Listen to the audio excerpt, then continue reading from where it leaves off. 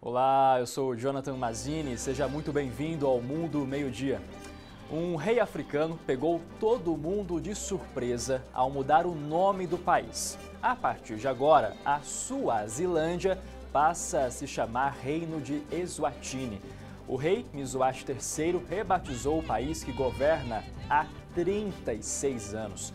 A mudança de nome revoltou parte da população que acredita que o rei deveria se concentrar na recuperação da economia local. O país tem 1.300.000 habitantes. Pelo jeito, muita coisa precisa ser mudado no novo reino. E você vai ver também. Embargo da União Europeia à carne brasileira começa a valer hoje e deve provocar prejuízo milionário. Estima-se o impacto negativo para o Brasil, que irá rondar os 785 milhões de reais. Bomba da Segunda Guerra Mundial fecha o centro de Berlim, prejudica o transporte público. Donald Trump critica a escolha de Miguel Díaz-Canel como novo presidente de Cuba. Em seu primeiro dia como presidente, Díaz-Canel deixou claro que não está preocupado. E a chegada do calor é motivo de comemoração na Inglaterra. Muitos bairros de Londres, quando finalmente faz calor, a tradição, olha só, é improvisar o churrasquinho. As notícias que movimentam o mundo a partir de agora no Mundo Meio-Dia.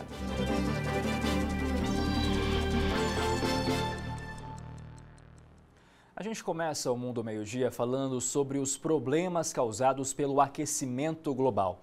Parte da grande barreira de corais da Austrália morreu por causa do aumento da temperatura dos oceanos. E se nada for feito, o ecossistema pode desaparecer completamente. Um dos ecossistemas mais ricos do mundo, que se estende ao longo de 700 quilômetros, ameaçado.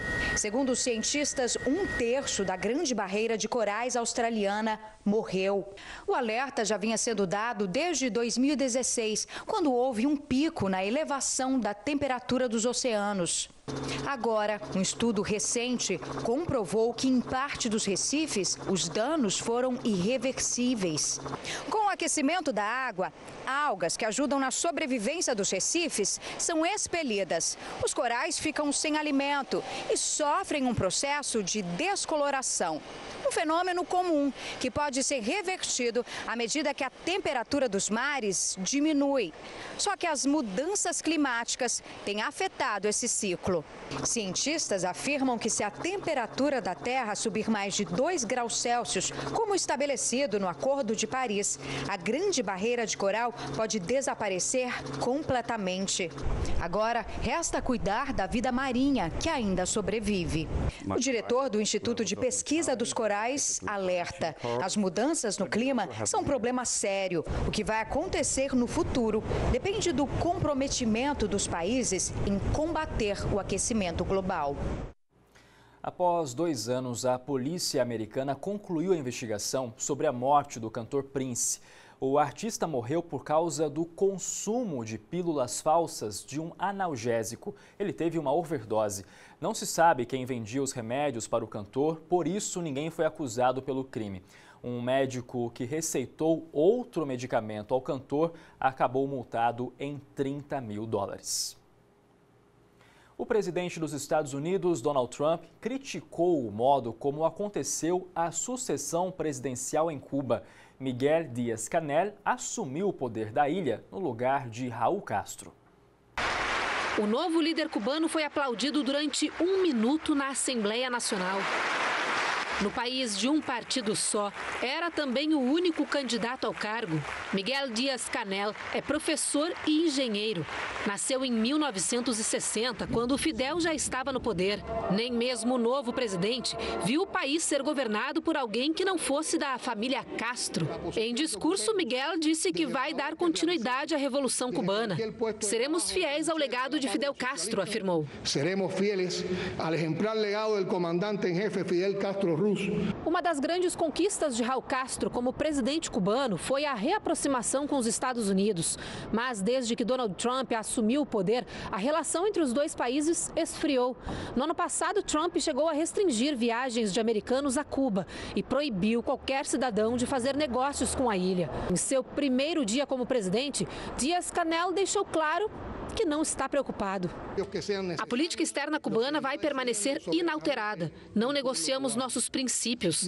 É assim que vamos enfrentar as ameaças do poderoso vizinho imperialista, disparou. Assim será como enfrentaremos as ameaças do poderoso vizinho imperialista. Mas Donald Trump não parece se importar com a mudança. Nós amamos Cuba. Nós vamos cuidar de Cuba, afirmou. O Departamento de Estado americano chamou a transição de não democrática. Reservado, Miguel Díaz-Canel não gosta de entrevistas. Como político, tem fama de linha dura e promete manter o conservadorismo da era Castro, que na prática ainda parece longe de acabar. Agora, engraçado é ver Donald Trump aí criticando a sucessão em Cuba, sendo que ele mesmo está envolvido numa série de denúncias, né, de que teria influenciado ou feito modos aí de influenciar ali o resultado eleitoral. Enfim, agora, será que com essa mudança, essa troca de governo, algo muda em Cuba? Nós vamos saber a opinião do professor de Relações Internacionais das Faculdades Rio Branco, ele que também é especialista em América Latina, o José Maria de Souza Júnior. A presidência do Miguel Díaz-Canel, né, novo líder de Cuba, a gente pode pensar numa perspectiva de continuidade, porque ele era vice-presidente do Raul Castro e o próprio Raul Castro ainda continua na liderança do Partido Comunista. O Miguel Díaz-Canel também disse que os aspectos positivos da Revolução Cubana precisam ser preservados.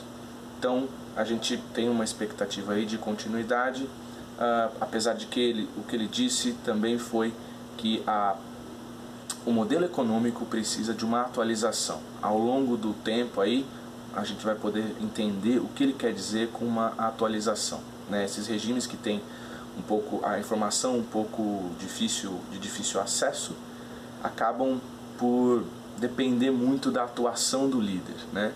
Então a gente precisa dar tempo aí para o Miguel Díaz-Canel exercer sua liderança em Cuba, para a gente entender o que significa para ele a atualização do modelo econômico.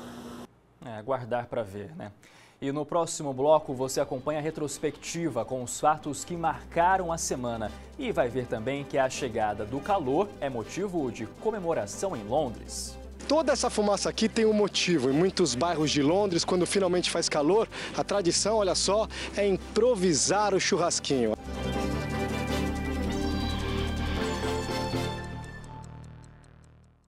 Meio-dia e 14, pelo horário de Brasília, estamos de volta com a informação de que 2 manifestantes e um policial morreram durante confrontos na Nicarágua.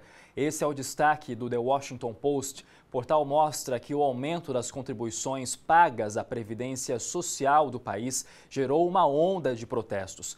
As manifestações foram convocadas por universitários e aposentados que rejeitam a medida. Policiais da tropa de choque reprimiram os manifestantes com bombas de gás lacrimogênio e golpes de cacetete, além de serem alvos de paus e pedras. 5 canais de TV aberta foram tirados do ar enquanto transmitiam informações sobre os protestos. E olha só essa história. Um casal americano anunciou ontem que se tornariam pais pela 14ª vez.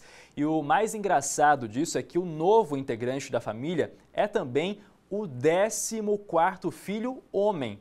Embora os pais tivessem a esperança de ser uma menina, a família manteve a tradição que começou há 25 anos.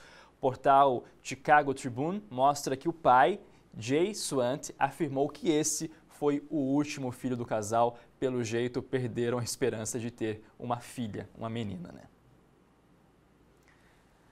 O centro de Berlim foi isolado na manhã desta sexta-feira após uma bomba da Segunda Guerra Mundial ser encontrada por trabalhadores de uma construção.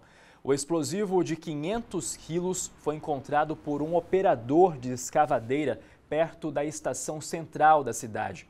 o tráfego ferroviário foi paralisado e mais de 10 mil passageiros tiveram viagens canceladas. Cerca de 10 mil pessoas foram obrigadas a deixar suas casas por motivos de segurança. Começa a valer hoje a decisão da União Europeia de proibir a exportação de carne brasileira. Quem tem as informações direto de Lisboa é a repórter da Record TV Europa, Patrícia de Freitas. Olá, Jonathan. A Comissão Europeia decidiu o embargo às carnes, sobretudo de aves e derivados, fabricados por 20 estabelecimentos brasileiros. Esta decisão unânime por parte da União Europeia veio a propósito de terem sido detectadas falhas no sistema oficial de controle dessas carnes. Esta medida deverá entrar em vigor 15 dias após a publicação no Diário Oficial da União Europeia. Estima-se um impacto negativo para o Brasil, que irá rondar os 785 milhões de reais. De Lisboa, Patrícia de Freitas para o Mundo Meio-Dia. A gente mais uma vez agradece então a colaboração da equipe da Record TV Europa. Chegou o dia mais aguardado da semana, sexta-feira está aí e se você não vai viajar, aproveita pelo menos para dar uma espiada nas câmeras espalhadas pelo mundo do serviço de streaming Earthcan.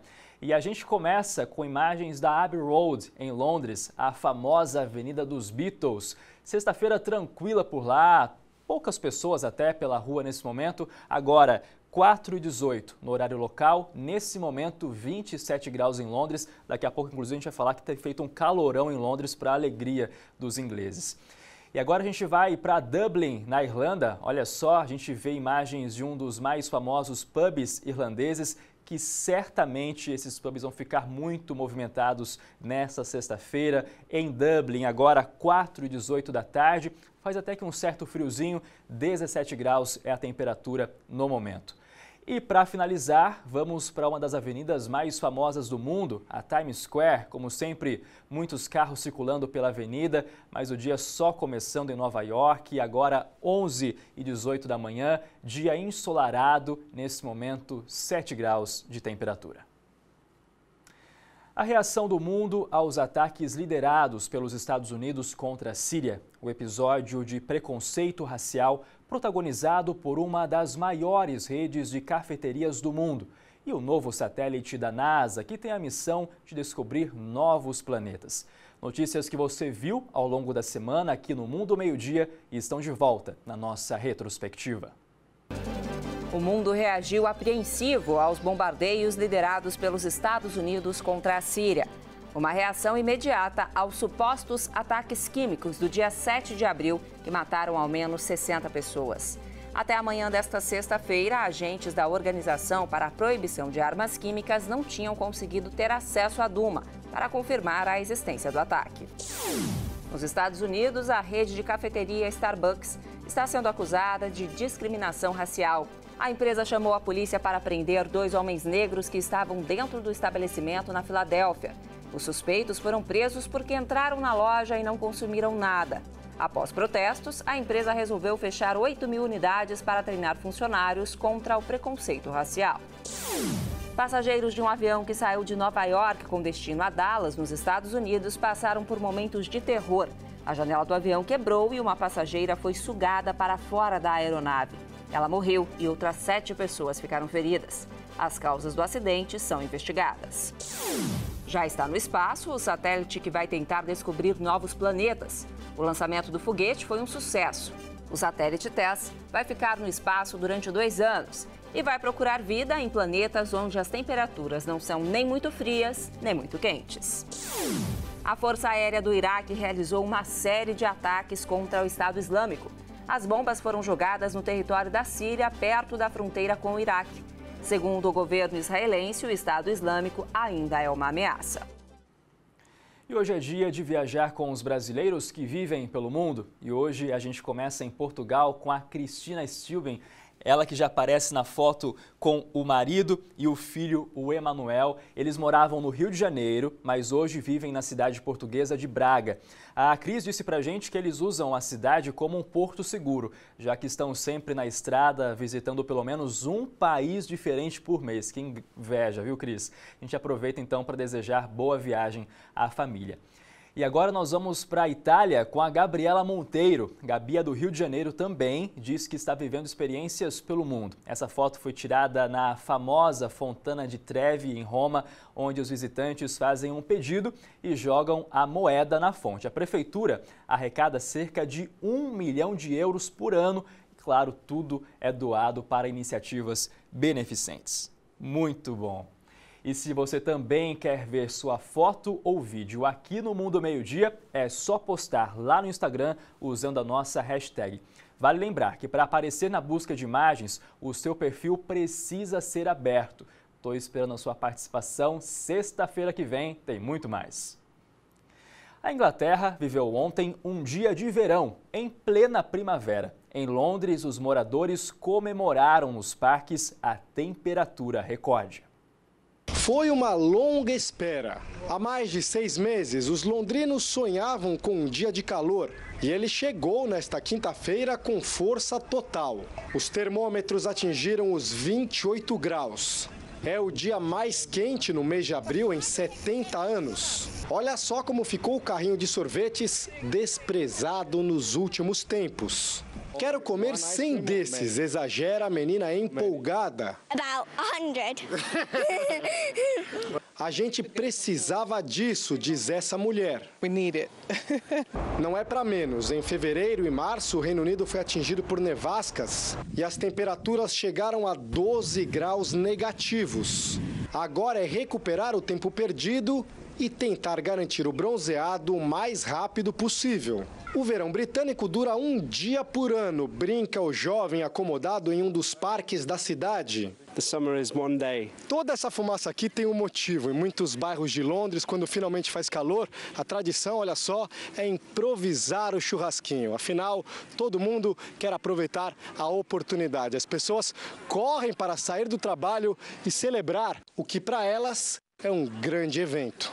Nada como estar ao ar livre, diz essa inglesa. We love it. Em Paris, a população também aproveitou o fim do clima gelado, mas não dá para se empolgar muito. Na semana que vem, as temperaturas voltam a cair na Europa, com mínimas de apenas 7 graus. Eu sei que o nosso tempo está super estourado, mas só queria aqui rebater, na verdade, comentar uma participação de um telespectador no Twitter, o Fábio Gomes, disse que eu critiquei aqui a postura do Donald Trump em fazer críticas ao modo como aconteceu a sucessão em Cuba. Na verdade, Fábio, eu também acho que o modo como Cuba fez essa sucessão deveria ser melhorado, ser algo mais democrático, mas o Trump também não está com essa moral toda não, né, para ficar criticando os vizinhos. Critica demais e ali dentro também tem vários problemas para ser resolvido. Mas não fiquei chateado não, viu? Não gostou de um comentário que eu fiz aqui, enfim, entra lá no Twitter e deixa a sua opinião, é sempre muito válida, portanto, Fábio Gomes no Twitter. E aproveitar rapidamente o Nasser e o Maurício Costa e o Givaldo Oliveira, que também sempre acompanham o Mundo Meio-Dia. Por hoje é só. Um bom final de semana para você e eu te espero aqui segunda-feira com as notícias que movimentam o mundo. Até lá!